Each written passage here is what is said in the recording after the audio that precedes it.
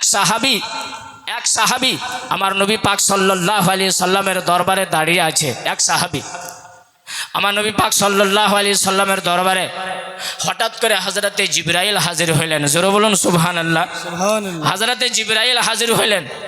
হযরতে জিবরাইল এসে আমার নবী পাককে বলছেন, ইয়া রাসূলুল্লাহ, ইয়া হাবিবাল্লাহ, আল্লাহর আদেশে আমি আপনার দরবারে হাজির হয়েছি একটি খবর নিয়ে। আমার নবী পাক বললেন, জিবরাইল বলো, খবর কি নিয়ে এসছো? হযরতে জিবরাইল বলছেন, ইয়া রাসূলুল্লাহ, আপনার সামনে যে সাহাবী দাঁড়িয়ে আপনার সঙ্গে কথা বলছে, আপনার সামনে দাঁড়িয়ে যে কথা বলছে, এই সাহাবী কিছুটা সময়ের পরই এই দুনিয়া ছেড়ে চলে যাবে, মানে ইন্তেকাল হয়ে যাবে, বেশি সময় নাই। আমার নবী পাক সাল্লাল্লাহু আলাইহি সাল্লাম চিন্তায় পড়লেন কি যেই সাহাবীর সামনে আমি দাঁড়িয়ে সাহাবীর সঙ্গে কথা বলছি, এই সাহাবী কিছুটা সময়ের জন্য মেহমান, আর কিছু সময়ের পরে ইন্তেকাল হয়ে যাবে, আর আমার সামনে থাকবে না, আমার আর জিয়ারত করতে পারবে না। নবী পাক সাল্লাল্লাহু আলাইহি সাল্লাম ওই সাহাবীকে বললেন কে তুমি আমার সামনে এখন দাঁড়িয়ে আছো, আমার দরবারে জিবরাইল আলাইহিস সালাম এসেছিল, আর জিবরাইল আমাকে এই খবরটা দিয়ে গেল যে ইয়া রাসূলুল্লাহ, আপনার সামনে যে সাহাবী, এই সাহাবীর ইন্তেকাল হয়ে যাবে, বাস কিছুটা সময়ের জন্য এই দুনিয়ার মেহমান। যেমনই সাহাবী এই কথাটা শুনেছেন, সাহাবী কান্না করতে শুরু করলেন। আচ্ছা বলুন, আপনাকে যদি আপনাদের মধ্যে কোনো বান্দাকে যদি বলে দেওয়া হয় যে আপনি ঠিক রাত 10টার সময় আপনি মারা যাবেন, হ্যাঁ, আপনার ইন্তেকাল হয়ে যাবে, আপনি কেমন করবেন? আপনি কতটা কষ্ট অনুভব করবেন? হ্যাঁ, আপনি কান্না করতে লাগবেন, কেননা এই দুনিয়া ছেড়ে চলে যাবেন না, দুনিয়ার মায়া, মা বাপ, মাতা পিতা, ভাই বোন, আত্মীয় স্বজন, রিশতেদার, সবাইকে মনে করবেন, স্মরণ করবেন আর কান্না করবেন। সাহাবী কান্না করতে লাগলেন। কান্না করার পরে কিছুটা সময়ের পর ওই সাহাবী বলছেন, ইয়া রাসূলুল্লাহ, ইয়া হাবিবাল্লাহ, আমি যখন চলেই যাব এই দুনিয়া ছেড়ে, আর আমি এই দুনিয়ায় থাকবো না, কিছুটা সময়ের জন্য আমি মেহমান, তো ফের আপনি আমাকে এমন একটা শিক্ষা দেন, আপনি আমাকে এমন একটা কথা বলেন যেই কথার উপরে আমল করলে আমি ডাইরেক্ট জান্নাতে চলে যাব। জোরে বলুন সুবহানাল্লাহ। আমি ডাইরেক্ট জান্নাতে চলে যাব, আমি আবার জন্য জান্নাতের রাস্তা যেন সহজ হয়ে যায়, আমি যেন জাহান্নামে না যাই। আমার নবী পাক সাল্লাল্লাহু আলাইহি সাল্লাম সোচার পরে নবী পাক সাল্লাল্লাহু আলাইহি সাল্লাম বলছেন, সাহাবী, তোমাকে আমি বলছি এমন একটা কথা, যেই কথার উপরে আমল করলে তোমার জন্য জান্নাতের রাস্তা সহজ হয়ে যাবে। আমার নবী পাক বলছেন, সাহাবী, তুমি যাও, আর যতটা সময় তুমি পাবা কোরআনের কিছু শিক্ষা অর্জন করে নাও। জোরে বলুন সুবহানাল্লাহ। কোরআনের শিক্ষা অর্জন করে নাও, হাদিসের শিক্ষা অর্জন করে নাও, ধর্ম ইসলামের বিদ্যা অর্জন করে নাও। তুমি যদি এই সময়টাতে কিছু বিদ্যা অর্জন করতে পারো, শিক্ষা হাসিল করতে পারো, এই শিক্ষার বা দাওলাত, এই বিদ্যার বরকতে আল্লাহ পাক মহান রব্বুল আলামিন তোমার জন্য জান্নাতের রাস্তাকে সহজ করে দেবেন। জোরে বলুন সুবহানাল্লাহ। আমাদেরকে শিক্ষা অর্জন করতে হবে, কোরআন পড়তে হবে, বুঝতে হবে, হাদিস পড়তে হবে, হাদিস বুঝতে হবে। কেননা এই জামানায় কোনো ভাইয়েরা বলে, বাবারা বলে, কোরআনে একটা, কোরআনে একটা নয়। জোরে বলুন, কোরআনে এক না দুই? একটা না দুটা কোরআন? একটাই।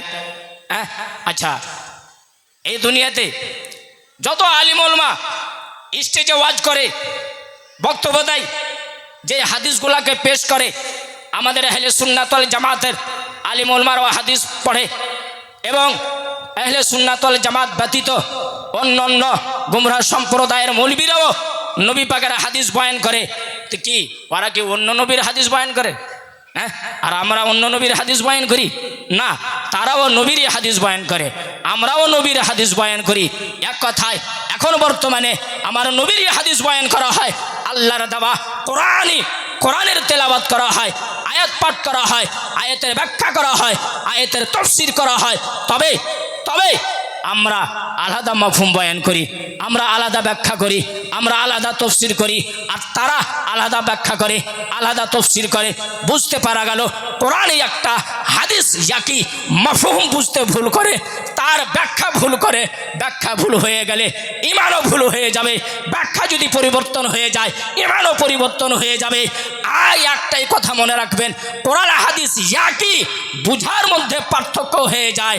বুঝতে গিয়ে বেঈমান ইমানদার বনে যায়, আর বুঝতে গিয়ে ইমানদার বেঈমানদার বনে যায়। নারায়ে তাকবীর, নারায়ে তাকবীর, নারায়ে সালাত, মাসলাকে আলা হযরত, জশ্নে ঈদ মিলাদুন নবী, নারায়ে তাকবীর, নারায়ে সালাত। ইউদিল্লু বিহি কাসীরা ওয়া মা ইউদিল্লু বিহি কাসীরা ওয়া ইয়াহদি বিহি কাসীরা। কোরআন পড়ে গুমরা হবে, কোরআন পড়ে হেদায়েতে আফতা হবে, কোরআন পড়ে হেদায়েতের রাস্তাতে আসবে, আর কোরআন পড়ে গুমরা হয়ে যাবে। কেউ যদি বলে ভাই কোরআন কোনোদিন কি কাউকে গুমরা করে, জোরে বলেন, কোরআন পড়ে কেউ গুমরা হবে?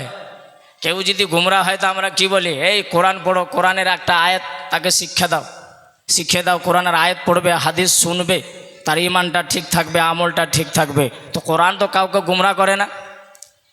কোরআন এই দুনিয়ায় এসেছে, নাজিল হয়েছে কোরআন গুমরা করার জন্য নয়, কোরআন নাজিল হয়েছে হেদায়েত দেওয়ার জন্য। কথা ঠিক কিনা? কোরআন হেদায়েতের জন্য নাজিল হয়েছে, গুমরা করার জন্য নয়। আমার নবী পাক সাল্লাল্লাহু আলাইহি সাল্লাম এই দুনিয়া এসেছেন মানুষের হেদায়েতের জন্য, গুমরাহিয়াতের জন্য নয়, গুমরা করার জন্য নয়।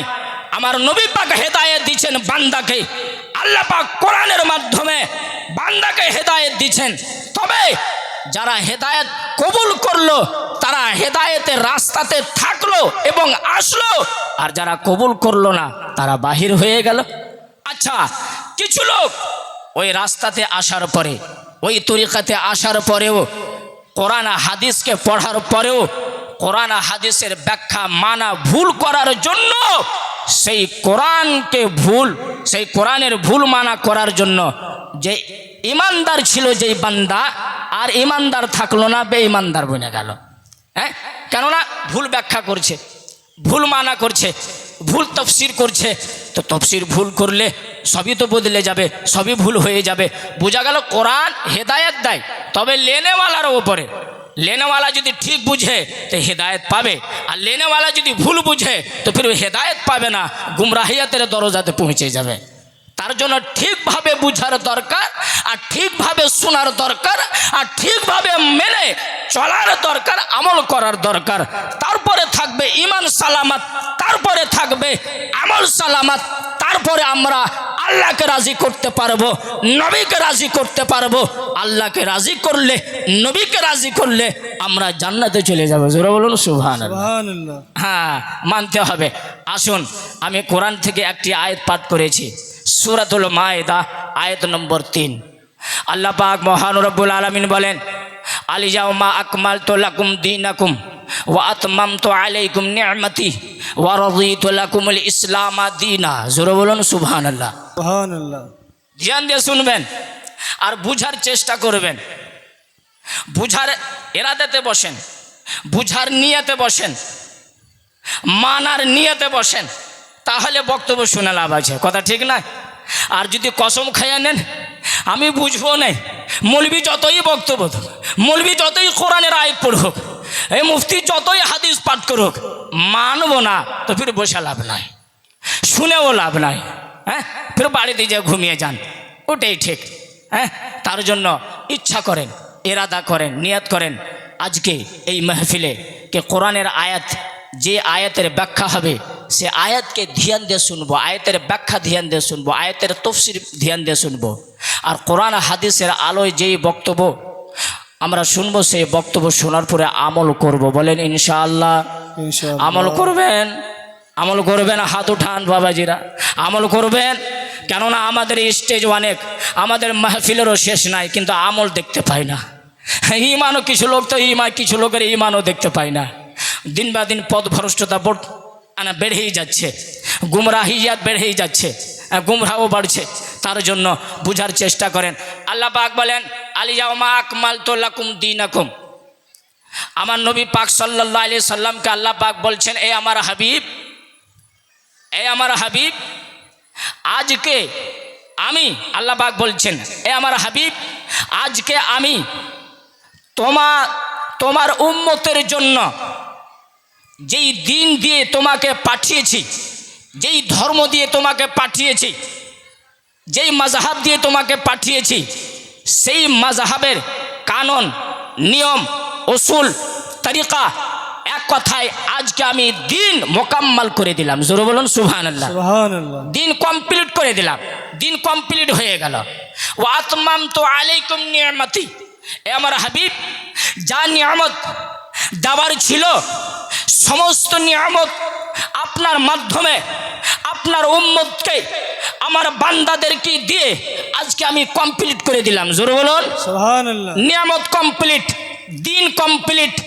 ওয়া রাদিতু লাকুমুল ইসলাম দীনা, আর আল্লাহ পাক বলছেন হাবিব, তোমার উম্মত যে ইসলামকে কবুল করেছে, আর আমার হাবিব তুমি যত মেহনত করেছ, মশাক্কাত উঠিয়েছ, সবুর করেছ, সবুর করে মেহনত করে তাবলীগ করেছ, আর যারা জাহান্নামের হকদার ছিল তাদেরকে জান্নাতের হকদার বানিয়ে দিয়েছ হাবিব, এই সমস্ত আমলের প্রতি আমি রাজি হয়ে গেলাম। জোরে বলুন সুবহানাল্লাহ। আল্লাহ পাক দিন কমপ্লিট করে দিলেন, নিয়ামত কমপ্লিট করে দিলেন, মোকাম্মল। এবার আসুন, আমরা যখন মিলাদুন নবী মানাই, আমরা যখন জুলুসে মুহাম্মাদিতে যাই, আমরা যখন এই মিলাদুন নবীকে ঈদ মিলাদুন নবী বলি, আমরা যখন পতাকা গাড়ি, আমরা যখন খাবার তৈরি করি, আর খিচুড়ি বানাই, বিরিয়ানি বানাই, চাওয়াল ভাত বানাই, মাংস বানাই, কিছুই বানাই, যা যতটা আমরা পারি চেষ্টা করি মানুষকে খাবার খাওয়াই, নিজে খাই, খাওয়াই, ইয়াতিম, গরিব, মিসকিন, ফকির, এদের সাহায্য করি, মাদ্রাসাতে দিই, মসজিদে দিই, এক কথায় নেক আমল করার চেষ্টা করি। করি কি করি না? নেক আমল করার চেষ্টা করি কি করি না? মিলাদুন নবীতে আমরা কি করি? গুনার কাজ করি? জোরে বলুন, গুনার কাজ করি না, আমরা ভালো আমল করি। আচ্ছা বলেন, যখন আমরা জুলুসে যাই আমাদের জুবানে কি থাকে? আমরা জুবান দ্বারা কি পড়ি? জোরে বলুন, আমার নবীর উপরে দুরুদ শরীফ পাঠ করি, করি না? হ্যাঁ, নবীর প্রতি দুরুদ, দুরুদ পড়ি, হে নারা লাগাই না? নারে রিসালাত লাগাই কি লাগাই না? নারে তাকবীর, নারে রিসালাত বলি কি বলি না? যখন বলে নারায়ে রিসালাত তখন আমরা কি বলি? ইয়া। জোরে বলুন, ইয়া। এক আওয়াজে বলুন, কি বলি? ইয়া রাসূলুল্লাহ, ইয়া রাসূলুল্লাহর আওয়াজ উঁচু আওয়াজে আমরা বলি ইয়া রাসূলুল্লাহ। বলেন, আমার নবীকে ইয়া রাসূলুল্লাহ বলা নেক আমল না খারাপ আমল? জোরে বলুন, নেক আমল। আমার নবীকে ডাক দেওয়া ভালো আমল না খারাপ আমল? ভালো আমল। আমার নবীর মোহাব্বতে, আমার নবীর ভালোবাসায়, আমার নবীর প্রতি দুরূদ শরীফ পাঠ করা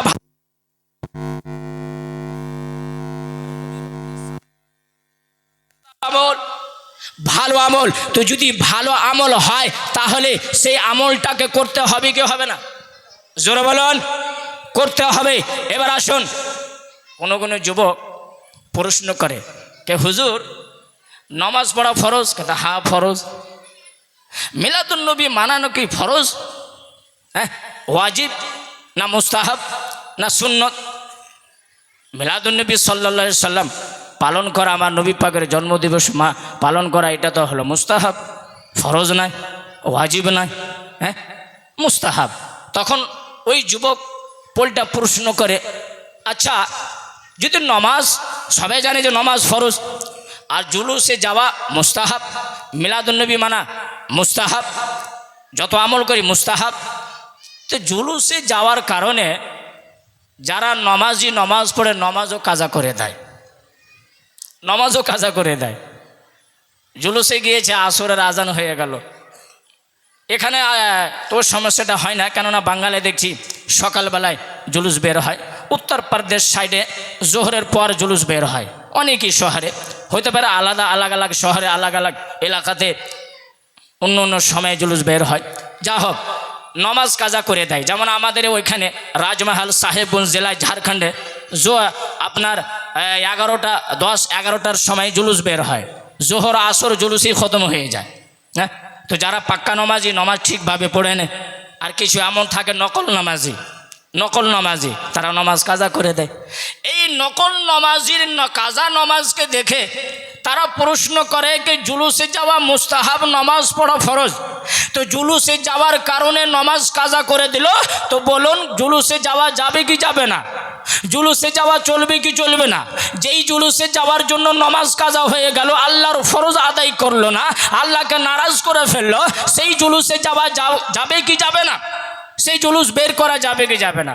এ মতন প্রশ্ন করে অনেকে যুবক আসে, প্রশ্ন করে এ মতন। আচ্ছা বলেন, আমি আপনাদেরকে একটা উদাহরণ দিই।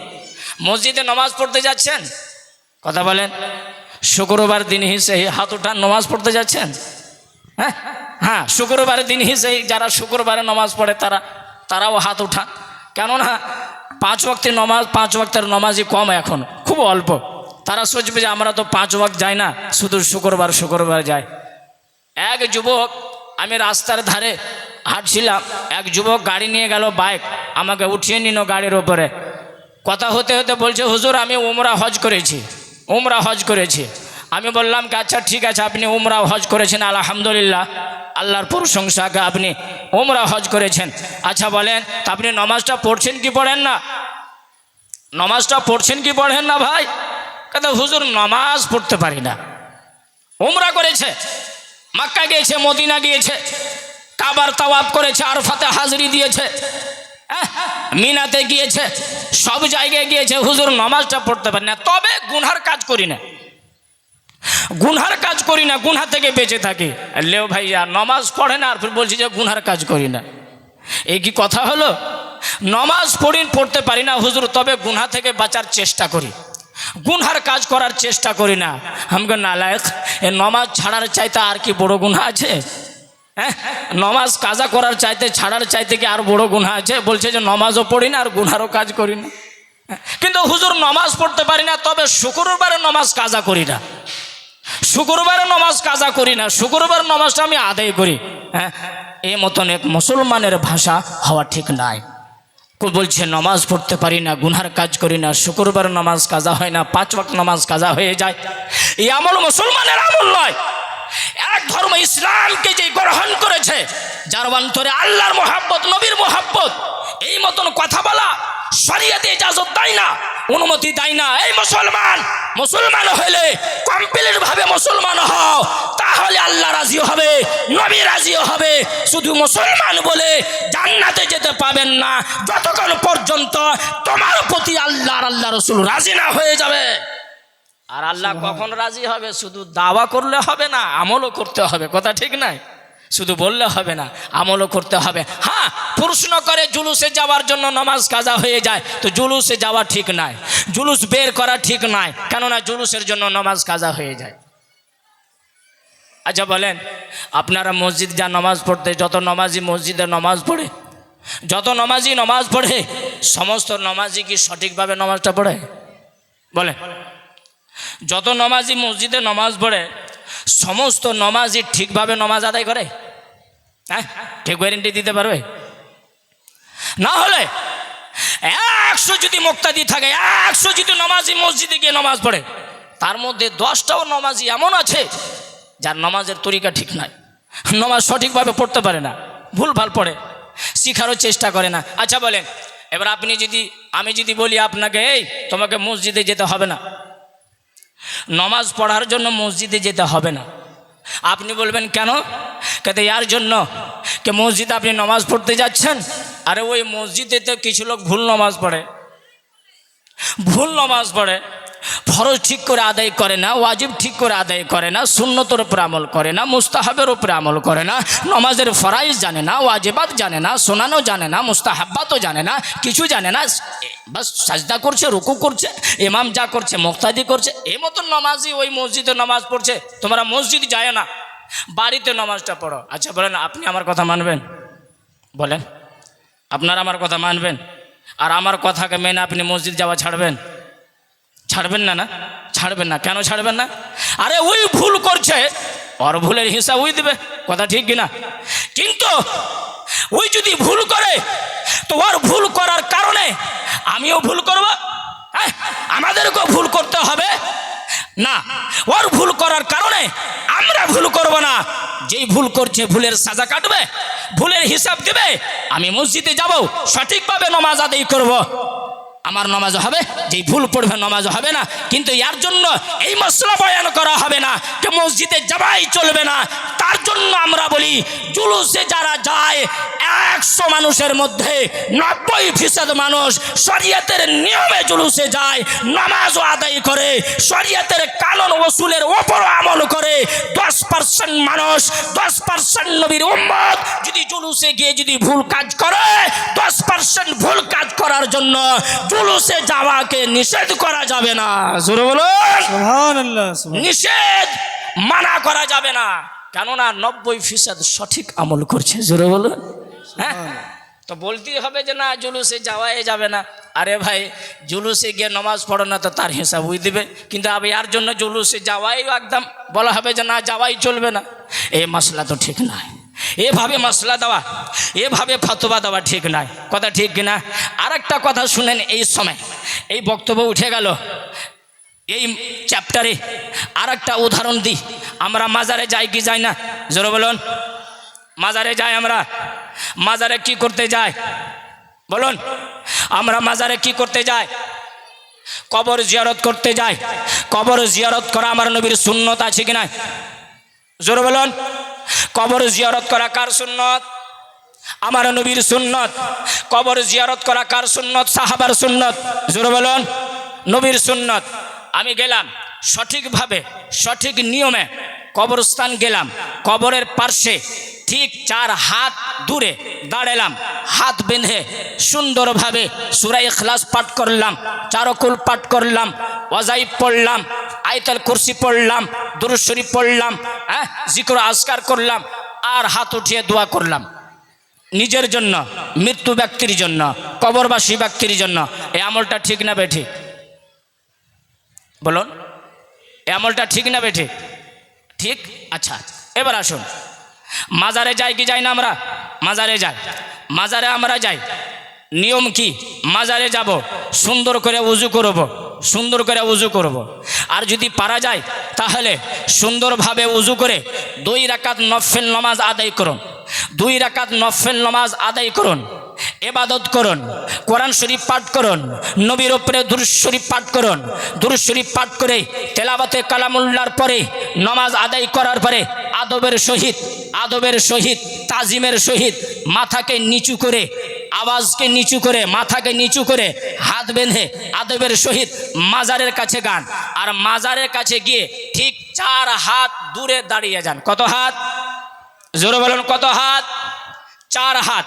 4 হাত দূরে দাঁড়িয়ে যান। এটাই হলো মাসলাকে আলা হযরত ইমাম আহলে সুন্নাত ইমাম আহমদ রাজা খা ফাজলে বেরেলভী আলী রহমতুল রিজওয়ান ফাতাওয়া রাজভিয়ার মধ্যে জিয়ারতের এটাই নিয়ম লিখেছেন। জোরে বলুন সুবহানাল্লাহ। মাজারে যান, 4 হাত দূরে দাঁড়িয়ে যান, আদবের সহিত যা কিছু জানছেন, দুরূদ শরীফ পাঠ করতে জানছেন, দুরূদ শরীফ পাঠ করেন, কিছু বি জানছেন পাঠ করেন, সুবহানাল্লাহ পড়তে জানছেন, সুবহানাল্লাহ পড়েন, আলহামদুলিল্লাহ পড়তে জানছেন, আলহামদুলিল্লাহ পড়েন, সূরা ইখলাস পাঠ করতে জানছেন, সূরা ইখলাস পাঠ করেন। এক কথায় যা কিছু জানছেন পাঠ করেন, আদবের সহিত পাঠ করার পরে আল্লাহর দরবারে হাত উঠিয়ে দোয়া করো, আল্লাহর ওলির ওসিলা নিয়ে দোয়া করো। জোরে বলুন। ওই আল্লাহর ওলির ওসিলা নিয়ে দোয়া করুন নিজের জন্য, সমস্ত মুমিন মুমিনাতের জন্য, মুসলিমিন মুসলিমাতের জন্য, মারহুমিনের জন্য, যারা জীবিত তাদের জন্য মাগফিরাতের দোয়া করো। আল্লাহর ওলির ওসিলা নিয়ে আল্লাহর দরবারে দোয়া, দোয়া আল্লাহর দরবারে, ওসিলা আউলিয়া আল্লাহর। জোরে বলুন। দোয়া আল্লাহর দরবারে, আর আউলিয়া আল্লাহর দরবারে দাঁড়িয়ে দোয়া আল্লাহর দরবারে, আউলিয়া আল্লাহর ওসিলাতে। জোরে বলুন। দোয়া করলেন। আচ্ছা বলেন, এই কাজটা খারাপ না সুন্দর? বলুন, এ নিয়মটা ঠিক না বেঠিক? এ নিয়মটা শরীয়তের পক্ষে না বিপক্ষে? শরীয়তের পক্ষে। এই আমলটাকে কেউ নাজায়েজ বললে মানা যাবে? যাবে না। এই আমলটাকে কেউ যদি শিরক বলে মানা যাবে? মানা যাবে না। এই আমলটাকে যদি কেউ বিদআত বলে তো মানা যাবে? মানা যাবে না। কেননা আমার নবী পাক বলেন, সাহাবায়ে কেরামকে সামনে রেখে নবী পাক বলছেন, হে আমার সাহাবারা, আমি জিয়ারত থেকে নিষেধ করেছিলাম, কিন্তু আজকে আমি আদেশ দিছি তোমরা কবরের জিয়ারত করো। কেননা কবরের জিয়ারত করলে তোমাদের অন্তরে তাকওয়া আসবে, পরহেজগারি আসবে, তোমরা ভালো আমল করার চেষ্টা করবে, হাসরের মাঠকে মনে রাখবা, এক কথায় আল্লাহকে স্মরণ করবে। তার জন্য তোমরা কবরের জিয়ারত করো। জোরে বলুন সুবহানাল্লাহ।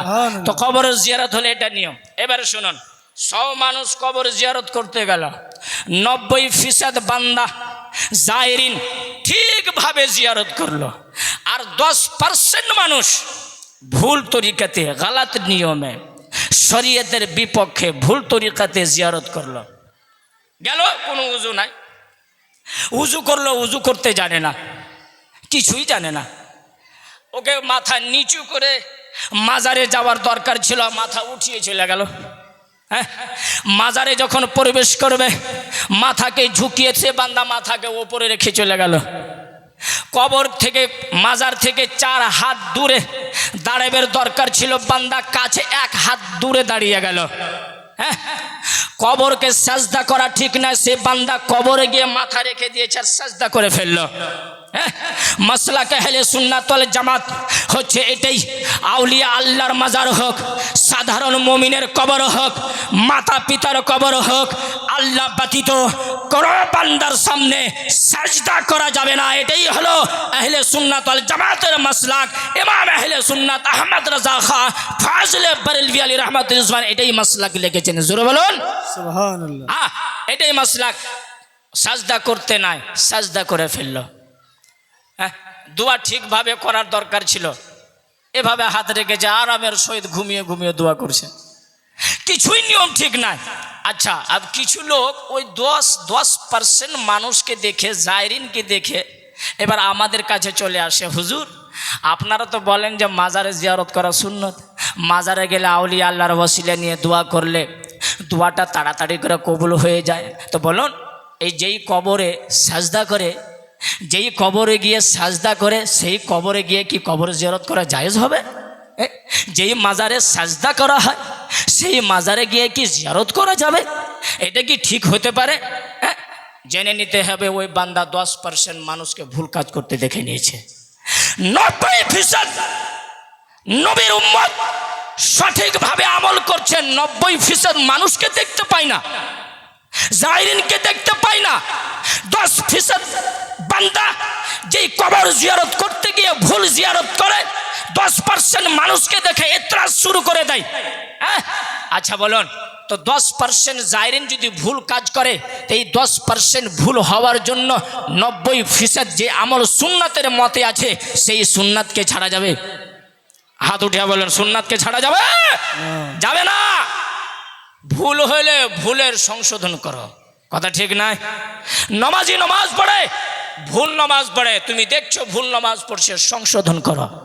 তাকে বলো, বাবারে, ভাইরে, মা, খালা, সংশোধন করো, শিখো, জানো না শিখো। আর মতলব এটা নয় যে তুমি তাকে বলবে তুমি নমাজ ছেড়ে দাও। হ্যাঁ, নমাজ পড়তে জানে না, রুকু সঠিকভাবে রুকু করতে জানে না, সাজদা করতে জানে না, কোরআন শরীফের আয়াত পড়তে জানে না, আর চলেছে মসজিদ নামাজ পড়তে। নামাজ পড়তে হবে না, এভাবে বলা যাবে? বলেন, এভাবে বলা যাবে? বলা যাবে না। শিক্ষা দিতে হবে, বলতে হবে ভাই নিয়ম এ না, এটা নিয়মের শিক্ষা দিতে হবে, বিদ্যা দিতে হবে। এটা বলা যাবে না যে যেতে হবে না মসজিদ, পড়তে হবে না নামাজ। সেই মতনই কবর জিয়ারত করতে গিয়ে কোনো বান্দা যদি সাজদা করে ফেলে, তাকে বলতে হবে সাজদা করা জায়েজ নয়, সাজদা করিও না। কিন্তু দ্বিতীয় 10% মানুষের সাজদাকে দেখে 90% মানুষকে এই কথা বলা যাবে না যে মাজারে গিয়ে জিয়ারত করা যাবে না, কবর জিয়ারত করা যাবে না, এই মাসলা বয়ান করা যাবে না। ভুল করলে তার সংশোধন করতে হবে, এর জন্য সুন্নতের উপর আমল করা ছেড়ে দিতে হবে। এটা শরীয়তের কোনো কারণ নাই, এটা কোনো শরীয়তের নিয়ম নাই। হ্যাঁ, আমাদের উলামা ইকরাম, আমাদের আকাবিরিন লিখেছেন যে সুন্নতের মুখামুখিতে যে আমলটা সুন্নত হবে, নবীর আমল থেকে প্রমাণ হবে, নবীর তরিকা থেকে প্রমাণ হবে, সেই সুন্নতের উপরে আমল করতে গিয়ে যদি ব্যান লেগে যায়, যদি বাধা দেওয়া হয়, শরীয়তের খেলাফ যদি কিছু লোক আমল করে, তাহলে কি করতে হবে ভাই? কি করতে হবে ভাই? আমাদের আকাবিরিন বুজুর্গানে দিন, আল্লাহর ওলিরা, ফোকাহারা, ওলামারা, হুফাজুল হাদিসেরা, মুফাসসিরিন গণরা এটাই বলেছেন যে যদি ভুল কাজ করে তার সংশোধন করো। এটা নয় যে তুমি যাওয়া ছেড়ে দাও। এটা হলো আমাদের মাসলাক। কথা উঠেছিল জুলুসে মোহাম্মদি নিয়ে, তো কেউ যদি জুলুসে মোহাম্মদিতে গিয়ে নামাজ কাজা করে দেয়, সেই বান্দা ভুল কাজ করছে, তার সংশোধন করো। তাকে বলো ভাই তুমি নমাজটা পড়ো। জুলুসে যাওয়ার জন্য এটা নয় যে তোমার জন্য নমাজ মাফ হয়ে যাবে, নমাজটা কাজা করিও না, শরীয়তের নিয়মের উপরে আমল করো আর জুলুসে মুহাম্মাদিতে যাও। তাহলে নবী পাক সাল্লাল্লাহু আলাইহি সাল্লামের মিলাদ শরীফের ফজিলত আর বরকত আর ফেজ আমরা অবশ্যই পেয়ে যাব। জোরে বলুন সুবহানাল্লাহ। হ্যাঁ, তো আমরা মিলাদে যাই আর আমার নবী পাক সাল্লাল্লাহু আলাইহি সাল্লামের জন্মদিনকে কি বলি? ঈদ মিলাদুন নবী। কি বলি? জোরে বলুন কি বলি? ঈদ মিলাদুন নবী। ঈদের মানা জানেন? ঈদের মানা জানেন? হ্যাঁ, আচ্ছা কিছু লোক বলে যে ঈদ কোথায় থেকে চলে আসলো ভাই? ঈদ কোথায় থেকে চলে আসলো? আলিয়াউমা আকমালতু লাকুম দীনাকুম, আল্লাহ পাক বলছেন আমি দিনকে কমপ্লিট করে দিলাম। ওয়া আতমামতু আলাইকুম নিয়ামতি, নিয়ামতকে মোকাম্মাল করে দিলাম। হ্যাঁ, যেখানে দিন কমপ্লিট হয়ে গেছে, দিন মোকাম্মাল হয়ে গেছে, মোকাম্মাল দিনের মধ্যে ঈদ মিলাদুন নবী নাই, আর মোকাম্মাল নিয়ামতের মধ্যে ঈদ মিলাদুন নবী নাই। যেখানে কমপ্লিট দিনের মধ্যে ঈদ মিলাদুন নবী নাই, কমপ্লিট ধর্ম ইসলামের মধ্যে ঈদ মিলাদুন নবী নাই, তো ফির এই কোথায় থেকে চলে আসলো? এই কোথায় থেকে চলে আসলো ঈদ মিলাদুন নবী? ঈদের মানা জানেন বাবাজিরা? ঈদের মানা কি? ঈদের মানা কি? খুশি। জোরে বলুন খুশি। আমরা রমজান মাসের ঈদ, রোজার ঈদ পড়ি, বাকরা ঈদের ঈদ পড়ি। কেন পড়ি? খুশির দিন। এক মাস রোজা রাখলাম, এক মাস রোজা রাখলাম, আজকে খাওয়ার সময় পেয়েছি, খাওয়ার মৌকা পেয়েছি, খুশির দিন। আল্লাহর শুকরিয়া আদায় করো। আল্লাহর শুকরিয়া আদায় করতে গিয়ে ঈদগাহতে গিয়ে আমরা নামাজ আদায় করি। বাকরা ঈদ সেটাও হলো মেহমান নামাজের দিন, খুশি পালন করার দিন, সেই দিন খুশি পালন করতে হবে। তো ঈদের মানা কি? খুশি। এবার বলে কিছু লোক কে ঈদ মিলাদুন নবী ঠিক নয়, কেননা ঈদ তো হলো দুইটি, সালে এক বছরে কয়বার ঈদ পড়ি আমরা? জোরে বলুন দুইটা, দুইবার নামাজ, ঈদের নামাজ পড়ি। তারা বলে ঈদের নামাজ তো দুই, ঈদ তো দুইবার বছরে, ফিরে ঈদ মিলাদুন নবী কোথায় থেকে চলে আসলো? 3 নম্বর ঈদ। 3 নম্বর ঈদ, এ তৃতীয় ঈদ কোথায় থেকে চলে আসলো? তারা কোরআনে খুঁজছে, কোরআনে পায় না, তারা হাদিসে খুঁজছে, হাদিসে পায় না, তারা বুখারীতে খুঁজছে, বুখারীতে পায় না, তারা মুসলিমে খুঁজছে, মুসলিমে পায় না, তারা তিরমিজি শরীফে খুঁজছে, তিরমিজিতে পায় না, তারা ইবনে মাজাতে খুঁজে, ইবনে মাজাতে পায় না। এক কথায় সমস্ত হাদিসকে খুঁজে ফেলেছে, হাদিসে ঈদ মিলাদুন নবী পায়নি, কোরআনের তেলাওয়াত করে ফেলেছে, ঈদ শব্দ আমার নবীর মিলাদের সঙ্গে পায়নি। তারা বলছে কমপ্লিট দিনে ঈদ মিলাদুন নবী নাই। আচ্ছা বলেন তো বছরে দুইবার ঈদ পড়ি, 3 নম্বর নামে কোনো ঈদ নাই, 3 নম্বর নামে কোনো ঈদই নাই। আচ্ছা বলেন আজকে আমি ইনশাআল্লাহ আপনাদের সামনে প্রমাণ করব যে ঈদ শব্দর মানা হিসাবে, ঈদ শব্দর লঘবি মানা হিসাবে ধর্ম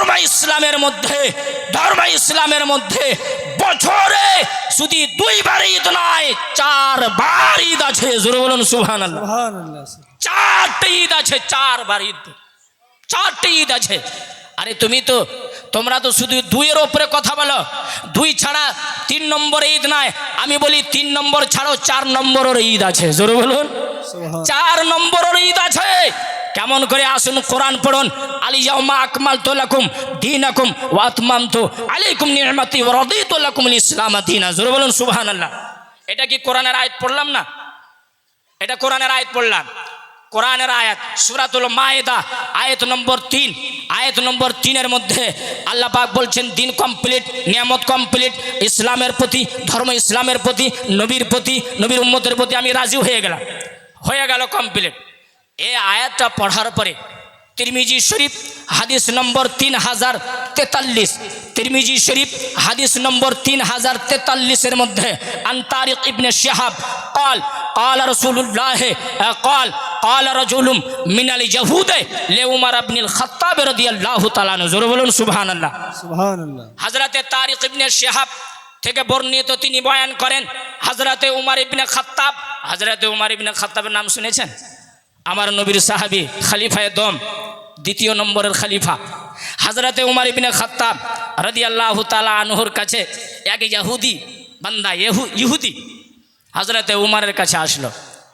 আসার পরে প্রশ্ন করছে, হযরতে উমরকে প্রশ্ন করছে। ধ্যান দিয়ে শুনবেন, কোরআনের আয়াত পড়লাম আর তিরমিজি শরীফের হাদিসের মাধ্যমে এই আয়াতের ব্যাখ্যা হবে। আর ঈদ শব্দকে বেরেনে রাখবেন, ঈদ শব্দকে কে ধর্ম ইসলামে তারা বলে শুধু 2 বার ঈদ, আমি বলেছি 4 বার ঈদ। আর এই 4 বার ঈদের প্রমাণ এই কোরআনের আয়াত থেকে হবে, জোরে বলুন সুবহানাল্লাহ। আর তিরমিজি শরীফের হাদিস নম্বর 3043 থেকে প্রমাণ হবে। হযরতে উমরের কাছে এসে জিজ্ঞাসা করছে এক ইহুদি, ক্বালা রাজুলুম মিনাল ইহুদে লে উমর ইবনুল খাত্তাব। হযরতে উমরকে জিজ্ঞাসা করছে ইহুদি, ইয়া আমিরুল মুমিনিন, এ আমিরুল মুমিনিন, আপনার দরবারে আমি একটা প্রশ্ন নিয়ে এসেছি। হযরত উমর বলছেন করো। ওই বান্দা বলছে লাউ আলাইনা উনজিলাত হাযিহিল আয়া। ওই ইহুদি বলছে, এ উমর, তোমাদের কোরআনের মধ্যে একটি আয়াত আছে, তোমাদের কোরআনের মধ্যে একটি আয়াত আছে। সে আয়াত হলো, সূরার নাম হলো সূরাতুল মায়েদা, আয়াত নম্বর হলো 3। সে আয়াত হলো আল ইয়াউমা আকমালতু লাকুম দীনাকুম ওয়া আতমামতু আলাইকুম নি'মাতি ওয়া রাদিতু লাকুমুল ইসলাম দীনা। জোরে বলুন সুবহানাল্লাহ। এই আয়াতটা ইহুদি পাঠ করলো।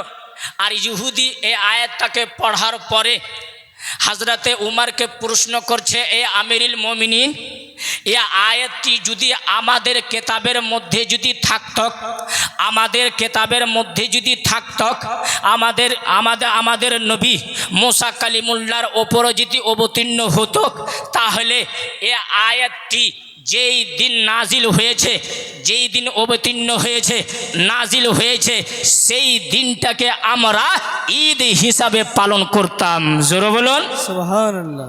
সেই দিনটাকে ঈদ হিসাবে পালন করতাম আর ঈদের মতন খুশি মানাইতাম। এই আয়াতটি যে তোমাদের কোরআনের মধ্যে আছে, কিন্তু আমাদের কিতাবের মধ্যে এই আয়াতটা নাই।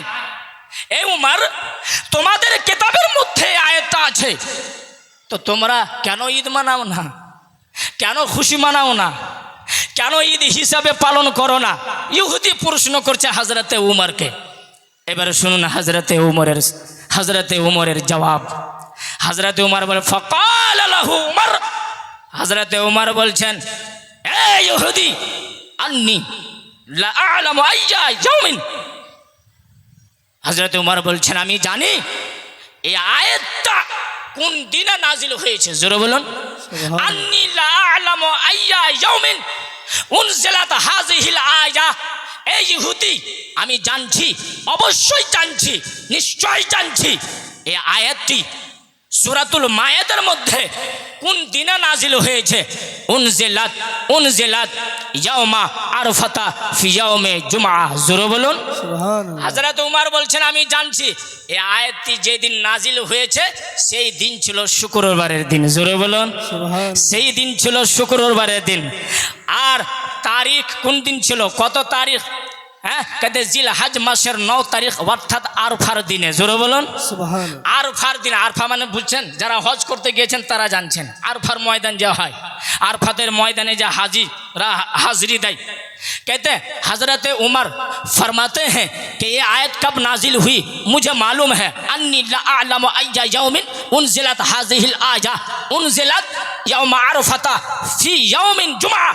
हज़रत उमर फरमाते मुझे मालूम है ये आयत कब नाजिल हुई, किस वक्त नाजिल हुई, कब नाजिल हुई और कौन से दिन में नाजिल हुई। मुझे मालूम है जिस दिन ये आयत नाजिल हुई थी वो दिन जुमा का दिन था और जो तारीख थी वो यौम अरफा की तारीख थी। जरूर बोलिए सुभान अल्लाह। সুবহানাল্লাহ। আচ্ছা বলেন, ইহুদি প্রশ্ন করছে যে তো আপনারা ঈদ হিসাবে কেন পালন করেন না? হযরত উমর বলছেন আমি জানছি কোন দিনে নাজিল হয়েছে। এর मतलब কি হযরত উমর স্বীকার করছেন যে যেই দিনে এই আয়াতটা নাজিল হয়েছে সেই দিনটা আমাদের জন্য ঈদের দিন। জোরে বলুন সুবহানাল্লাহ। আচ্ছা, ইয়া হাদিস থেকে যদি কেউ প্রশ্ন করে, ইয়া হাদিসের উপরে কেউ যদি প্রশ্ন করে, ইহুদি প্রশ্ন করেছিল হযরত উমরকে, ইয়া আমিরুল মুমিনিন এই আয়াতটা যদি আমাদের কিতাবের মধ্যে নাজিল হতো তো ঈদ হিসাবে সেই দিনটাকে মানাইতাম, পালন করতাম। হযরত উমর বলছেন আমি জানি কোন দিনে নাজিল হয়েছে, জুমার দিনে, শুক্রবারের দিনে, আরফাতের দিনে। এখানে তো হযরত উমর তো ঈদ স্বীকার করলেন না, ঈদের কথা তো এখানে নাই। হযরতে উমরের জবাবে উত্তরে ঈদের তো শব্দ কোনো আসলো না। এই কথা যদি কেউ বলে আর প্রশ্ন করে তাহলে তাকে আমি বলবো এ হাদিসের ব্যাখ্যা পড়ো, তিরমিজি শরীফের হাদিস পড়ো। আর এই হাদিসটাকে ইমাম ইবনে হাজার আসকালানি আলাইহি রাহমাতুর রিজওয়ান ফাতহুল বারি শারে সহিহুল বুখারী, যেই বুখারী শরীফের শারহ লিখছেন ইমামুল হুফাজ আবুল ফজল ইবনে হাজার আসকালানি, যিনি হলেন 900 হিজরি সালের জগৎ বিখ্যাত মুহাদ্দিস। তিনি বুখারী শরীফের শারহ লিখছেন ফাতহুল বারি শারে সহিহুল বুখারী। সেই শারহের মধ্যে এই তিরমিজি শরীফের হাদিসটাকে বয়ান করছেন। আর বয়ান করার পরে আল্লামা ইবনে হাজার আসকালানি প্রমাণ করছেন যে আল্লামা তাবরি লিখেছেন ওয়া কিলাহুমা লানা ঈদান। জোরে বলুন সুবহানাল্লাহ। এই দুই দিন আরফার দিন, শুক্রবারের দিন আমাদের জন্য হচ্ছে ঈদের দিন। জোরে বলুন সুবহানাল্লাহ। তারপরে লিখছেন ওয়া তাবরিয়ো, ইমামে তাবরি লেখেন ওয়া হুমা লানা ঈদা ঈদুন। আল্লামা তাবরি আলাইহি রাহমাতুর রিজওয়ান লিখছেন যেই দিনে এই আয়াতটা নাজিল হয়েছে আলিয়াউমা আকমালতু লাকুম দীনাকুম ওয়া আতমামতু আলাইকুম নি'মাতি ওয়া রাদিতু লাকুমুল ইসলাম দীনা। এই আয়াতটি শুক্রবারের দিন নাজিল হয়েছে। শুক্রবারের দিন হলো ঈদের দিন, ইয়াউমে আরফা। আরফার দিনে নাজিল হয়েছে। আরফার দিনও হচ্ছে আমাদের জন্য ঈদের দিন। আল্লামা তাবরির কথা থেকে, আল্লামা তাবরানির কল থেকে, আল্লামা ইবনে হাজার আসকালানির মাসলাক থেকে, আল্লামা ইমাম তিরমিজির হাদিস বয়ান করা থেকে, নবীর হাদিস থেকে, হযরতে উমরের মাসলা থেকে প্রমাণ হলো বছরে শুধু 2 বার ঈদ নয়, বছরে 4 বার ঈদ আসে। নারায়ে তাকবীর, নারায়ে রিসালাত, মাসলাকে আলা হযরত উলামায়ে আহলে সুন্নাত, জশ্নে ঈদ মিলাদুন নবী। নারায়ে তাকবীর, নারায়ে রিসালাত। তো যারা বলে শুধু 2 বার ঈদ, 4 বার ঈদ প্রমাণ হলো কি হলো না? হ্যাঁ, কে আমি নিজেই থেকে বানিয়ে বলে দিলাম?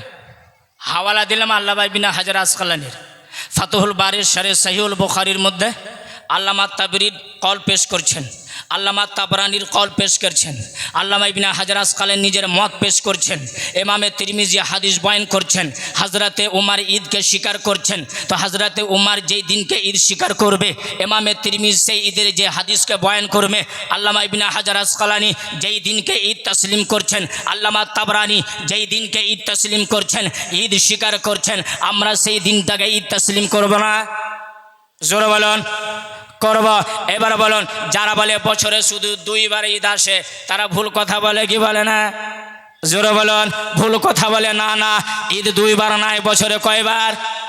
4 বার ঈদ। কেউ যদি পড়তে চায় কিতাব পড়ো, কোনো মায়ের লাল ভুল প্রমাণ করতে পারবে না। তবে যদি প্রশ্ন হয় তো এই প্রশ্নের উত্তর আমাদের মতন সুন্নি আলেমই দিতে পারবে। জোরে বলুন সুবহানাল্লাহ। এই কারণ মৌলবি দেওয়ার হিম্মত নাই এই প্রশ্নর। এবার আপনারা যদি প্রশ্ন করেন ফের রোজার ঈদের মধ্যে, কুরবানির ঈদের মধ্যে, ঈদ মিলাদুন নবীর মধ্যে, জুমার দিন যেই দিনকে আমরা ঈদ তসলিম করলাম সেই ঈদের মধ্যে, আরফার তারিখে যেই তারিখে ঈদের তারিখ তসলিম করলাম সেই ঈদের মধ্যে পার্থক্য কি? ফের পার্থক্য কি থাকলো? আসুন সেই প্রশ্নের উত্তর হলো এটাই। কেউ যদি বলে যে তোমরা যখন 4টা ঈদ মানলা তো ফির বলো বকরা ঈদের ঈদ, রোজার ঈদ, আর এই সমস্ত ঈদের মধ্যে পার্থক্য কি? আপনারা জবাব দিবেন রোজার ঈদ হলো, রোজার ঈদের নামাজ পড়া হলো ওয়াজিব, বকরা ঈদের নামাজ পড়া হলো ওয়াজিব। আল্লাহর পক্ষ থেকে আদেশ দেওয়া হয়েছে রোজার ঈদ, রমজান মাসের ঈদ, রোজার ঈদের নামাজ পড়তে হবে, আল্লাহর আদেশ আছে। বকরা ঈদের নামাজে ঈদ পড়তে হবে, আমার নবী পাক আদেশ দিয়েছেন বকরা ঈদের নামাজে ঈদ পড়তে হবে। কিন্তু ঈদ মিলাদুন নবী মানাইতে হবে। শুক্রবারের দিন ঈদ, আরফাতের দিন ঈদ, এই সমস্ত ঈদ আমাদের উপরে ওয়াজিব নয়, ফরজ নয়, আমাদের জন্য হলো মুস্তাহাব। যখন আমরা বলবো রোজার ঈদ হলো ওয়াজিব, কুরবানির ঈদ হলো ওয়াজিব, আর এছাড়া এই 2 ঈদ ছাড়া সমস্ত ঈদ হলো মুস্তাহাব, তো ওয়াজিব আর মুস্তাহাব কি বরাবর হইতে পারে? হ্যাঁ, ওয়াজিব আর মুস্তাহাব কি বরাবর হইতে পারে? না না, ওয়াজিবের মুখামুখিতে মুস্তাহাব আসবে না, মুস্তাহাবের মুখামুখিতে ওয়াজিব আসবে না। বুঝতে পারা গেল ঈদের নমাজ, বকরা ঈদের নমাজকে, ঈদ আর রোজার ঈদের নমাজকে যখন আমরা ওয়াজিব তসলিম করে নিলাম, আর এই দুই ঈদ ছাড়া বাকি ঈদকে আমরা মুস্তাহাব তসলিম করে নিলাম, এই মুস্তাহাব ওয়াজিব তসলিম করার পরে পার্থক্য হয়ে গেল। যেই আদেশ রোজার ঈদে দেওয়া হয়েছে, যেই আদেশ বকরা ঈদের ঈদে দেওয়া হয়েছে, ওই আদেশ এই দুই ঈদ ছাড়া বাকি এই ব্যতীত অন্য অন্য ঈদে দেওয়া যাবে না। জোরে বলুন সুবহানাল্লাহ। সুবহানাল্লাহ। হ্যাঁ, পার্থক্য হয়ে গেল। ওই দুই ঈদ হলো ওয়াজিব আর সমস্ত ঈদ হলো মুস্তাহাব। আর মুস্তাহাব আর ওয়াজিবের মধ্যে পার্থক্য আছে, কিন্তু তারা কি করে? ভুল করে এই সমস্ত ঈদকে এক জায়গাতে একই তারাজুতে একই পাল্লাতে নিয়ে এসে চড়িয়ে দেয়, আর বলে কি সুন্নিরা বলছে 4 ঈদ 3 ঈদ মিলাদুন্নবী, যেহেতু 2 বার ঈদ। ভুল প্রমাণ করে। আসুন, প্রমাণ হয়ে গেল বছরে 4 বার ঈদ। ঈদের বিষয়ে বক্তব্য খতম, আর আমি আগে বললাম না। তারপরে 2 নম্বর চ্যাপ্টারে আসি। আমরা যদি ঈদ মিলাদুন্নবী মানাই, আমরা যদি নবীর জন্মদিবস পালন করি, আমরা যদি নবীর আগমনের যদি খুশি মানাই, তাহলে আমাদের ফায়দা কি? এত টাকা খরচ করে জালসা, এত টাকা খরচা করে বিরিয়ানি বানিয়েছেন, এত টাকা খরচ করে খিচুড়ি বানিয়েছেন, এত টাকা খরচ করে জুলুসে গিয়েছেন। বলেন, এই যে টাকা খরচ করছি, পয়সা খরচ করছি, ধন দৌলত সম্পদ খরচ করছে, জিসমানি মেহনত করছি, এত মেহনত করার পরে আমাদেরকে কি ফল পাওয়া যাবে? আমরা কি ফল পাবো? কি ফল দেওয়া হবে? আসুন, আমার নবীর আগমনে যদি খুশি পালন করা হয়, তাহলে কি ফায়দা? তার ফল আমরা কবরে কি পাবো? হাসরের মাঠে কি পাবো? কথা শোনার ইচ্ছা আছে তো? বক্তব্য শোনার ইচ্ছা আছে তো? হ্যাঁ, মনোযোগ দিয়ে শুনবেন। আসুন, আমরা ঈদ মিলাদুন্নবী কেন মানাই আর মানালে ফায়দাটা কি? এর জন্য আমি বুখারী শরীফের হাদিস পেশ করবো। জোরে বলুন। বুখারী শরীফের নাম তো অনেকে শুনেছেন। বুখারী শরীফ, বুখারী। আর এই জামানাতে বাচ্চা থেকে নিয়ে বড় পর্যন্ত সবাই জানছে বুখারী। মুসলিম না জানুক, তিরমিজি না জানুক, ইবনে মাজা না জানুক, সোনানুন নেসা না জানুক, সোনান আবু দাউদ না জানুক, নাসাই না জানুক, বুখারী অবশ্যই জানবে। বুখারী কাকে বলে? আপনারা শুনেছেন আবু লাহাবের নাম শুনেছেন? আবু লাহাব কত বড় মাক্কার ছিল, কত বড় গাদ্দার ছিল, কত বড় কাফির ছিল আবু লাহাব। যার কথাকে কোরআনের মধ্যে বয়ান করা হয়েছে, তাব্বাত ইয়াদা আবি লাহাব। কোরআনের মধ্যে আবু লাহাবের কথা এত বড় মারদুদ, এত বড় কামবাখাত, এত বড় নালায়েক ছিল, যেই নালায়েকের বিষয় আল্লাহ পাক কোরআনের মধ্যে বয়ান করে দিয়েছেন। কোরআনের মধ্যে তাকে আবু লাহাবকে জাহান্নামী বলা হয়েছে। যে আবু লাহাব এত বড় জাহান্নামী, যে আবু লাহাব এত বড় কাফির, যে আবু লাহাব এত বড় নবীর দুশমন, এত বড় নবীর শত্রু, সেই আবু লাহাব যখন মারা যায়, এ বুখারী শরীফের মধ্যে হাদিস আছে। তারপরে আল্লামা ইবনে হাজার আসকালানী আলী রহমাতুর রিজওয়ান এই হাদিসটাকে কিতাবুল হাবিলিল ফাতওয়ার মধ্যে বর্ণনা করেছেন। এই হাদিসটাকে আল্লামা ইবনে জাজরি রহমাতুল্লাহ তাআলা আলাইহি, যিনি হলেন 933 হিজরি সালের জগৎ বিখ্যাত মুহাদ্দিস আল্লামা ইবনে জাজরি রহমাতুল্লাহ তাআলা আলাইহি, নিজের লেখা কিতাব আরফুত তারিফে বিল মাউলিদ শরীফে, সেই কিতাবের মধ্যে এই আবু লাহাবের ঘটনাটাকে বয়ান করেছেন।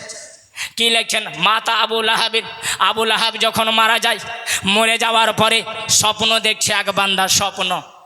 স্বপ্নতে কি দেখছে? আবু লাহাব। আচ্ছা বলেন, আপনাদের মধ্যে কেউ যদি আবু লাহাবকে স্বপ্নে দেখে নেয়, তো ওই বান্দা বিছানা থেকে উঠার পর বলবে আজকে খুব খারাপ স্বপ্ন দেখলাম। হ্যাঁ, আরে কোনো আল্লাহর ওলিকে দেখতে পেতাম, কোনো সাহাবিকে দেখতে পেতাম, কোনো নবীকে দেখতে পেতাম, তো কত সুন্দর স্বপ্ন হতো। হ্যাঁ, নালায়েক মারদুদ আবু লাহাবকে দেখতে পেলাম। হ্যাঁ, স্বপ্ন দেখছে আবু লাহাবকে জিজ্ঞাসা করা হলো, মা হালুকা, এ আবু লাহাব, তুমি তো দুনিয়াতে নবীর সাথে দুশ্মনী করেছ, নবীর সাথে শত্রুতা রেখেছ, নবীর দুশ্মন, কাট্টার দুশ্মন, কাফির ছিল, মুসলমান হয়নি, তুমি তো মরে গেছ। বলো কবরে কোন অবস্থায় আছো তুমি? আবু লাহাব বলছে যে জাহান্নামে আছি, জাহান্নামের আগুনে আছি, কবরের আযাবে লিপ্ত আছি, আরাম পাই না, কষ্ট পাই, শান্তি পাই না, আঘাত পাই। আবু লাহাব বলছে আযাব দেওয়া হচ্ছে আমাকে, তবে আবু লাহাব বলছে তবে সোমবারের দিন। জোরে বলুন, কোন দিন? সোমবারের দিন যখন আসে, সপ্তাহেতে একদিন সোমবার আসে কি আসে না? হ্যাঁ, সপ্তাহেতে একদিন সোমবার আসে কি আসে না? একদিন আসে। আবু লাহাব বলছে স্বপ্নের মাধ্যমে, বলছে যে সোমবারের দিন আযাব তো হয়, কিন্তু যেদিন সোমবার হয় সোমবারের দিন আমি নিজের আঙুলটাকে মুখে রেখে চুষতে শুরু করি। আঙুলটাকে চুষার পরে আমার কবরের আযাব কম হয়ে যায়। জোরে বলুন। আমি আরাম পাই, আমি শান্তি পাই। আঙুলটাকে চুষলে শান্তি পাই, আঙুলটাকে চুষলে আমি আরাম পাই। আমার কবরের আযাব কম হয়ে যায়, আমার আযাবের মধ্যে কমতি হয়ে যায়, ভর্তি হয়ে যায়। হ্যাঁ, আবু জেহেলের আযাব কম হয়ে যায়, আমি আরাম পাই, শান্তি পাই। আবু লাহাব ও জিজ্ঞাসা করছে কেন কেন? এ আবু লাহাব, তুই তো নবীর দুশ্মন ছিলি, তুই তো নবীর পাক্কা দুশ্মন, শত্রু, কোনোদিনই ভালো আমল করিসনি, নবীর ওপরে অত্যাচার করেছিস, নবীর ওপরে জুলুম করেছিস, নবীকে আঘাত দিয়েছিস, তারপরে তুই কবরে সোমবারের দিন আঙুল চুষলে তুই আরাম পাইস, তোর কবরের আযাব কম হয়ে যায়। মাতলাব কি, কারণ কি বুঝতে পারলাম না। আবু লাহাব বলছে স্বপ্নের মাধ্যমে। কেন জানো? আমি যখন দুনিয়াতে ছিলাম আমার ভাতিজা মোহাম্মদ বিন আবদুল্লাহ, জোরে বলুন, আমাদের নবী, আপনাদের নবী জানাবে মোহাম্মদ রাসূলুল্লাহ সাল্লাল্লাহু আলাইহি সাল্লামের কথা বলছে আবু লাহাব বলছে আমি বাড়িতে ছিলাম, আমার দাসী এক দাসী ছিল, যে সেই দাসীর নাম হলো সুয়াইবা। কি নাম? সুয়াইবা দাসীর নাম। আমি বাড়িতে ছিলাম, দাসী আসলো, দাসী আসার পরে খবর দিচ্ছে আমাকে, আকা সর্দার জানেন খুশখবরি সংবাদ। কেতে কি? কেতে আপনাদের বংশ, আপনাদেরই বাড়িতে আপনারই ভাই আব্দুল্লাহর বাড়িতে আব্দুল্লাহর ছেলে মোহাম্মদ পয়দা হয়েছে। জোরে বলো সুবহানাল্লাহ। আপনারই ভাই আব্দুল্লাহর বাড়িতে ছেলে পয়দা হয়েছে, বাচ্চা পয়দা হয়েছে। कहता हाँ। যে সময় ওই দাসী সুয়াইবা আবু লাহাবকে খবর দিয়েছিল আপনার ভাতিজা পয়দা হয়েছে আব্দুল্লাহর ঘরে, আব্দুল্লাহর বাড়িতে, মা আমেনার কোলে সন্তান জন্ম নিয়েছে, আবু লাহাব ওই সময় দাঁড়িয়ে ওই সময় এই আঙুলের ইশারা করেছিল, আঙুলের ইশারা করলো। আর সেই দাসী সুয়াইবাকে বলল, এই দাসী তুই অনেক বছর থেকে, অনেক সাল থেকে আমার খিদমত করছিস, আমার সেবা করছিস, যা আজকে আমি ভাতিজা আব্দুল্লাহর ছেলে, আব্দুল্লাহর সন্তান, আমার ভাতিজার জন্মদিবসের খুশিতে, জন্মদিনের খুশিতে আমি তোমাকে জিন্দেগির মতন আজাদ করে দিলাম। আবু লাহাব বলছে আমি আজাদ করে দিলাম। আবু লাহাব স্বপ্নের মাধ্যমে বলছে এই শোন, যেই আঙুলের ইশারাতে আমি নিজের ভাতিজার জন্মদিনের খুশিতে, যেই আঙুলের ইশারাতে আমি সুয়াইবাকে আজাদ করেছিলাম, সেই যে আঙুলে ইশারা করেছিলাম ওই আঙুলটাকে চুষলে আমার কবরের আযাব কম হয়ে যায়। জোরে বলুন সুবহানাল্লাহ। আমি শান্তি পাই, আমি আরাম পাই। বলুন, আবু লাহাব তো কাফির, নবীর জন্মদিনের খুশি পালন করেছিল আবু লাহাব, আঙুলের ইশারা করে দাসীকে আজাদ করলো। সে আজাদির ফল, আজাদির বদলা, এই ভালো আমলের বদলা আল্লাহ পাক মহান রব্বুল আলামিন আবু লাহাবকে তার কবরে দিচ্ছেন। জোরে বলুন, আল্লাহ পাক আবু লাহাবের মতন কাফিরকে তার বদলা, আমলের বদলা আবু লাহাবের কবরে আবু লাহাবকে দিচ্ছে।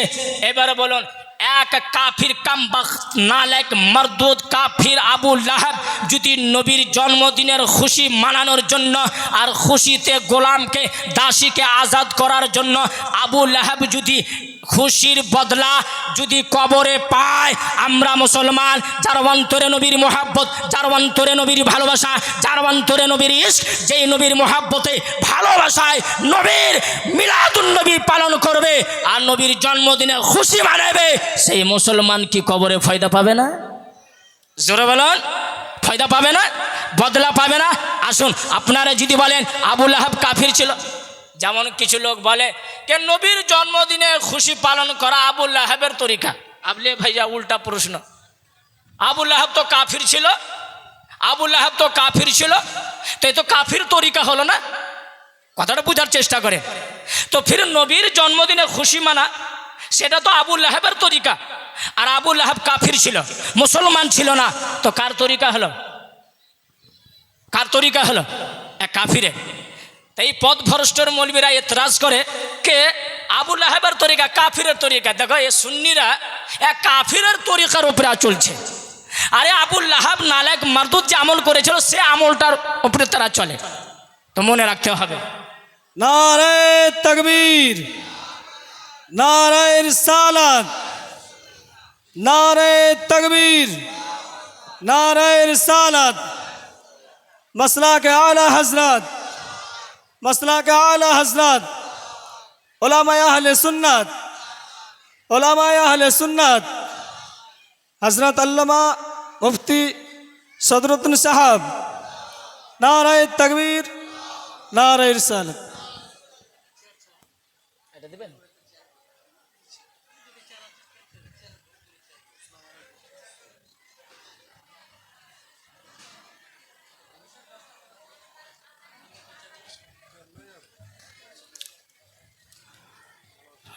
একবার দরুদ পাঠ করেন। আল্লাহ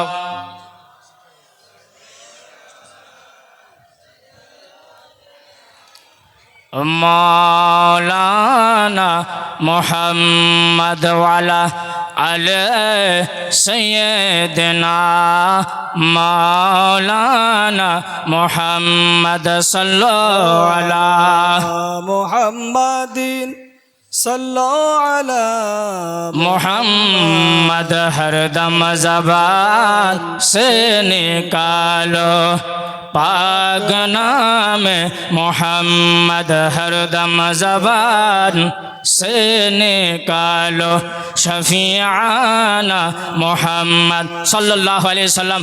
10 থেকে 15 মিনিটের মধ্যে নিজের বক্তব্য ইতি করব ইনশাআল্লাহুল আজিজ। আপনারা ধ্যান দিয়ে শুনুন।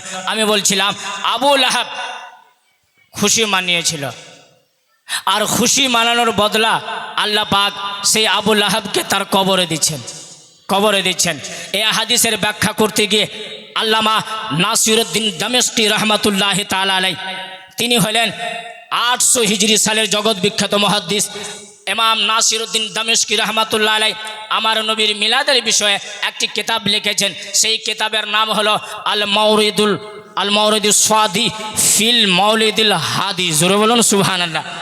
সেই মিলাদের বিষয়ে কিতাব লিখছেন আল্লামা নাসিরউদ্দিন দামেস্কি রহমাতুল্লাহ আলাইহি বলছেন আবু লাহাবের বিষয়ে এই হাদিসের ব্যাখ্যা করছেন।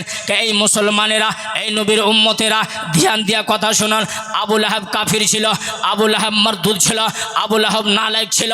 এত বড় কাফির, এত বড় নবীর দুশমন, এত বড় নবীর শত্রু হওয়ার পরেও নবীর মিলাদের খুশি মানানোর জন্য আল্লাহ পাক মহান রব্বুল আলামিন সেই আবু লাহাবকে তার কবরে বদলা দিয়েছেন, ফল দিয়েছেন।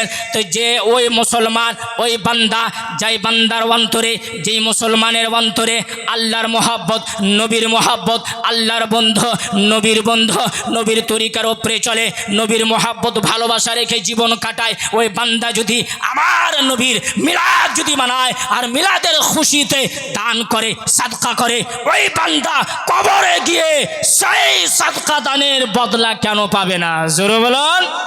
হ্যাঁ, অবশ্যই পাবে। আরে কাফির যদি পেতে পারে তো মুসলমান কেন পাবে না? জোরে বলুন। কাফির যদি পেতে পারে মুসলমান কেন পাবে না? এই মতনই আল্লামা আব্দুল হক মুহাদ্দিস দেহলভী রাহমাতুল্লাহি তাআলা আলাইহি একটি কিতাব লিখছেন। সেই কিতাবের মধ্যে আবু লাহাবের এই হাদিসটাকে বয়ান করছেন, ব্যাখ্যা করছেন যে আবু লাহাবের এই আমল থেকে প্রমাণ হলো যে মুসলমান যার অন্তরে নবীর মহব্বত, আল্লাহর মহব্বত, নবীর তরিকার উপরে চলে, সেই বান্দা যদি নবীর মিলাদের খুশিতে দান করে, নবীর মিলাদের খুশিতে সাদকা করে, খাবার বানায়, খাবার খাওয়ায়, তাহলে এক কাফির যদি বদলা পায় তো আর চাইতে বেশি মুসলমান হকদার, সুন্নি হকদার যে কবরে আমার নবীর মিলাদের খুশি মানানোর বদলা আর ফল পাবে। জোরে বলুন সুবহানাল্লাহ। হ্যাঁ, আল্লামা আব্দুল হক মুহাদ্দিস দেহলভী বয়ান করছেন, আল্লামা নাসিরউদ্দিন দামেস্কি লিখছেন। এই মতনই আল্লামা ইবনে জাজরি রহমাতুল্লাহ আলাইহি আর তারিফ বিল মাওলিদ শরীফের মধ্যে আমার নবীর মিলাদ পালন করনেওয়ালার বিষয়ে লিখছেন যে আবু লাহাব যদি কবরে ফল পায়, বদলা পায়, এক মুসলমান যদি নবীর মিলাদের খুশি মানায়, খুশি পালন করে, অবশ্যই নিশ্চয় আল্লাহর কসম খেয়ে বলি সেই বান্দাও কবরে বদলা পাবে। জোরে বলুন সুবহানাল্লাহ। আর হাওয়ালার কি দরকার? এবার আসুন আমি বলি, আজকে মিলাদ হচ্ছে, মাহফিল হচ্ছে, জুলুসে আমরা যাই। আচ্ছা, জুলুসে কেন যাই জানেন? সংক্ষিপ্ত হাদিস শুনুন। দালাইলুন নবুয়াতের মধ্যে মুসলিম শরীফ হাদিস নম্বর 209 মধ্যে হাদিস বর্ণনা করা আছে। আমার নবী পাক সাল্লাল্লাহু আলাইহি ওয়াসাল্লাম মক্কা থেকে হিজরত করে যখন মদিনা শরীফ গিয়েছিলেন, জোরে বলুন, যখন মদিনা শরীফ গেলেন, ফাসাইদার রিজালু ওয়ান নিসাউ ফাওকাল বুয়ুতি ওয়া তাফাররাকাল গিলমানু ওয়াল খাদামু ফি তুরুকি ইউনাদুনা ইয়া মুহাম্মদ ইয়া রাসূলুল্লাহ, ইয়া মুহাম্মদ ইয়া রাসূলুল্লাহ, ইয়া মুহাম্মদ ইয়া রাসূলুল্লাহ। জোরে বলুন। বর্ণনা করেন যখন মদিনার বাসিন্দারা খবর পেল আমার নবী পাক মক্কা থেকে হিজরত করে মদিনা শরীফ আসছেন, সেই মদিনার সরজমিনে মদিনার মহিলারা, নারীরা, পুরুষেরা সবাই ঘরের ছাদের উপরে গিয়ে আমার নবীর আগমনের অপেক্ষা করতেন। জোরে বলুন। অপেক্ষা করতেন। আমাদের নবী, দুজাহানের নবী, সরওয়ারে কায়নাত আহমদে মুজতাবা মোহাম্মদে মুস্তাফা মক্কা থেকে হিজরত করে মদিনা শরীফে কখন প্রবেশ করবেন, আমার নবীর আগমন মদিনার সরজমিনে কোন সময় হবে, অপেক্ষা করতেন। মহিলারা, নারীরা, পুরুষেরা ছাদের উপরে গিয়ে অপেক্ষা করতেন। ওয়াতাফাররাকাল গিলমানু ওয়াল খাদামু ফি তুরুকি, ছোট ছোট বাচ্চা, শিশু বাচ্চারা, ছোট বাচ্চারা, গোলামেরা, দাসীরা রাস্তাতে চলে যেতেন। মদিনার বাইরে রাস্তাতে গিয়ে দাঁড়িয়ে আমার নবীর আগমনের অপেক্ষা করতেন। জোরে বলুন। অপেক্ষা করতেন। আর তার প্রত্যেক নারীর জুবানে, প্রত্যেক পুরুষের জুবানে, প্রত্যেক বাচ্চার জুবানে, প্রত্যেক গোলামের জুবানে, প্রত্যেক দাসের গোলামে, প্রত্যেক দাসীর জুবানে এটাই আওয়াজ বের হতো, জুবান দ্বারা এটাই আওয়াজ বের হতো, এটাই পড়তো, ইয়া মুহাম্মদ ইয়া রাসূলুল্লাহ, ইয়া মুহাম্মদ ইয়া রাসূলুল্লাহ, ইয়া মুহাম্মদ ইয়া রাসূলুল্লাহ, ইয়া মুহাম্মদ ইয়া রাসূলুল্লাহ। জোরে বলুন। সুবহানাল্লাহ, সুবহানাল্লাহ। আজকে যদি আমরা ইয়া নবী বলে ডাক দিই, ইয়া মুহাম্মদ বলে ডাক দিই, ইয়া নবী বলে ডাক দিই, ইয়া মুহাম্মদ বলে ডাক দিই, অনেক রকম প্রশ্ন হয়ে যায়। ইমাম মাওলানা রশিদ আহমদ গাঙ্গোহী ফতোয়া রশিদিয়ার মধ্যে লিখছে, নবীকে ইয়া নবী আল্লাহ বলা যাবে না, ইয়া রাসূল আল্লাহ বলা যাবে না, ইয়া মুহাম্মদ বলা যাবে না। যদি এই কথা বলা ভুল হয়, ভুল প্রমাণ করতে হবে, কোনোদিন পারবে না। কেননা মদিনার বাসিন্দারা আমার নবীকে ইয়া রাসূলুল্লাহ বলে ডাক দিয়েছে। জোরে বলুন। ইয়া রাসূল আল্লাহ বলে ডাক দিয়েছে, তার জন্য ইয়া রাসূল আল্লাহ বলা যাবে, ইয়া নবী আল্লাহ বলা যাবে। আর জুলুসও বের করা যাবে, কেননা মদিনার বাসিন্দারা জুলুস বের করেছিল। জোরে বলুন সুবহানাল্লাহ। আর একটি কথা, আমরা খাবার বানাই কি বানাই না? জোরে বলো। খিচুড়ি বানায়, বিরিয়ানি বানায়, খিচুড়ি বিরিয়ানি বানিয়ে নিজে খায়, লোক মানুষকে খাবার খাওয়ায়। কেন খাওয়ায় জানেন? আল্লামা ইমাম জালালউদ্দিন সিউতি রাহমাতুল্লাহি তাআলা আলাইহি একটি কিতাব লেখেন, কিতাবুল হাবিলিল ফাতাওয়া। সেই কিতাবের মধ্যে ইমাম জালালউদ্দিন সিউতি লিখছেন আন্না আনাসিন রাদিয়াল্লাহু তাআলা আনহু আকা আন নাফসিহি বাদান নবুয়া, আমার নবী পাক সাল্লাল্লাহু আলাইহি সাল্লাম নবুয়াতের এলান করার পরে নিজের পক্ষ থেকে আকিকা দিলেন। জোরে বলুন সুবহানাল্লাহ। নিজের নবুয়াতের এলান করার পরে আকিকা দিলেন। আপনারা শুনেছেন বা জানছেন, না হলে ইতিহাস পড়বেন, ইতিহাস শুনবেন। আপনার দাদা যান, আমার নবীর দাদা জানাব আব্দুল মুত্তালিব, আমার নবী যখন জন্মগ্রহণ করেছিলেন সেই দিন থেকে নিয়ে 7 দিনকার দিন আব্দুল মুত্তালিব আমার নবীর নামে আকিকা করেছিলেন। জোরে বলুন। আমার নবীর নামে আকিকা হয়ে গেছিল। তারপরে ফের হাদিসে আসে, আমার নবী পাক নবুয়াতের এলান করার পরে আকিকা করলেন। আমার নবী পাক নবুয়াতের এলান কত বছরে করেছিলেন? আমার নবী পাক নিজের নবুয়াতের এলান কত বছরে করেছিলেন? 40 বছর পর। তো আমার নবী পাক 40 বছর পর আকিকা দিলেন। একবার আকিকা হলো না, 2 বার? জোরে বলুন। একবার আকিকা হলো না, 2 বার? হ্যাঁ, একবার আকিকা হলো না, 2 বার আকিকা হলো? 2 বার আকিকা হলো। ইমাম জালালউদ্দিন সিউতি আলাইহি রাহমাতুল রিজওয়ান লিখছেন, ওয়াল আকিকাতু লা তুআদু মাররাতান সানিয়া। জোরে বলুন। ইমাম জালালউদ্দিন সিউতি লিখছেন, এক জাতের পক্ষ থেকে এক ব্যক্তির নামে একবার আকিকা হয়, 2 বার আকিকা হয় না। জোরে বলুন। একবার আকিকা হয়, 2 বার আকিকা হয় না। তার জন্য ফির আমার নবী পাক আকিকা দিলেন। এর অর্থ কি? এর মতলব কি? বুঝা গেল আমার নবী পাক 40 বছর পর যে আকিকা দিয়েছিলেন, এ আসলে আকিকা ছিল না। জোরে বলুন। এই আসলে আকিকা ছিল না। ফায়ুহমালু যালিকা আলা আন্নাল্লাযী ফাআলাহু নবী সাল্লাল্লাহু আলাইহি ওয়াসাল্লাম ইজহারুল লিশিকরি আলা ইজাদিল্লাহ ইজাহু রাহমাতাল লিল আলামিন ওয়া তাশরীউল লিউম্মাতিহি। জোরে বলুন। ইমাম জালালউদ্দিন সিউতি লিখছেন, আমার নবী পাক 40 বছর পর নবুয়াতের এলান করার পরে যে আকিকা দিয়েছিলেন, এ আকিকা ছিল না। আমার নবী পাক সাল্লাল্লাহু আলাইহি ওয়াসাল্লাম আকিকার নামে নিজের জন্মদিবস পালন করেছিলেন। জোরে বলুন সুবহানাল্লাহ। সুবহানাল্লাহ।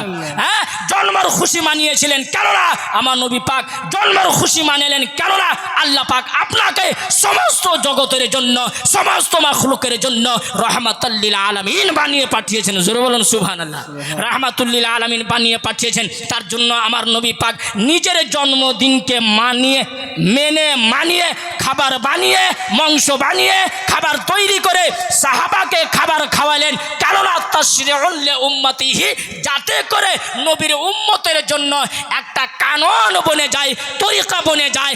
আমার নবী যখন নিজের জন্মদিনের খুশিতে খাবার বানিয়ে খাওয়াইছেন, আমার নবীর উম্মতের জন্য মুস্তাহাব হবে খাবার বানিয়ে এতিমেরাকে, গরিবেরাকে, ফকিরাকে, রিশতেদারকে খাবার খাওয়াতে হবে। জোরে বলুন সুবহানাল্লাহ। এটা মুস্তাহাব, তার জন্য লেখেন ফাইস্তাহাব্বু লানা আইজান ইজহারুল লিশকরে বেমাউলিদিহি।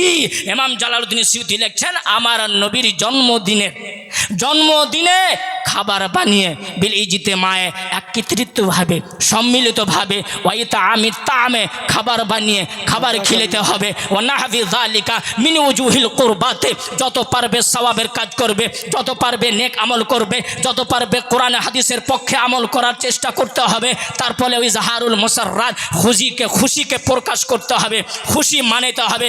ইমাম জালালউদ্দিন সিউতির আমল থেকে প্রমাণ হলো আমার নবীর মিলাদ মানাতে হবে। জোরে বলুন সুবহানাল্লাহ। মানিতে হবে। আর জানেন আল্লামা ইবনে হাজার আসকালানি আলী রহমত রিজওয়ান, ইমাম জালালউদ্দিন সিউতি আলী রহমত রিজওয়ান, আল্লামা মুহাম্মদ বিন ইউসুফ সালেহি শামী রহমতুল্লাহ আলাইহি, জগৎ বিখ্যাত মুহাদ্দিস, সমস্ত উলামাগণ, সমস্ত ফুকাহাগণ আমার নবীর মিলাদকে মুস্তাহাব বলেছেন। জোরে বলুন সুবহানাল্লাহ। শুধু এক ফকি যে মালিকি মাযহাবের বড় আলিম, বড় ইমাম তাজউদ্দিন ফাকেহানি রহমাতুল্লাহ আলাইহি, তিনি শুধু একটা কিতাব লিখেছেন, আর কিতাবের মধ্যে আমার নবীর মিলাদ পালন করাকে বিদাত লিখেছেন। ওই জামানাতে আল্লামা তাজউদ্দিন ফাকেহানি যখন আমার নবীর মিলাদকে বিদাত প্রমাণ করেছিল, সেই জামানার আল্লামা ইবনে হাজার আসকালানি, সেই জামানার আল্লামা জালালউদ্দিন সিউতি রহমাতুল্লাহ আলাইহি, সেই জামানার মুহাম্মদ বিন ইউসুফ সালেহি শামী রহমাতুল্লাহ আলাইহি, এই ছাড়া অন্য ইমামগণ আল্লামা তাজউদ্দিন ফাকেহানির কথাকে রদ করেছিলেন। জোরে বলুন সুবহানাল্লাহ। কথাকে রদ করেছিলেন, ভুল প্রমাণ করেছিলেন যে না নবীর মিলাদ পালন করাকে বিদাত বলা যাবে না, আমার নবীর মিলাদ পালন করা হচ্ছে মুস্তাহাব, সওয়াবের কাজ, নেক কাজ, তাকওয়াদারের কাজ। জোরে বলুন সুবহানাল্লাহ। এই জামানাতে আমরা আল্লামা ইবনে হাজার আসকালানির কথার উপর আমল করব, আল্লামা জালালউদ্দিন সিউতির কথার উপর আমল করব, আল্লামা মুহাম্মদ বিন ইউসুফ সালেহি শামীর কথার উপর আমল করব, আল্লামা তাজউদ্দিন ফাকেহানির কথার উপর আমল করব না। কেননা আল্লামা তাজউদ্দিন ফাকেহানির কথাকে আমাদের উলামাগণ, ফুকাহাগণ, বুজুর্গানে দিন, আকাবিরিন রদ করে দিয়েছেন। তাহলে আর ওই কথার উপরে আমল করা যাবে না। যেমন হিন্দুস্তানের মাটিতে 1000 নোটের উপরে পাবন্দি লেগে গেছে, এই জামানাতে 1000 নোট চলবে না, চলবে তো 500 টাকার নোট, নাকি? কেউ যদি 1000 টাকার নোট নিয়ে আসে চলবে না। তেমনই হলো ব্যাপার, আল্লামা তাজউদ্দিনের কথা হলো 1000 টাকার নোট, আর ইমাম আল্লামা ইবনে হাজার আসকালানির কথা হলো 500 টাকার নোট। যেমন 500 টাকার নোট চলবে, 1000 চলবে না, তেমনই আল্লামা ইবনে হাজার আসকালানির কথা চলবে, আল্লামা তাজউদ্দিন ফাকেহানির কথা চলবে না।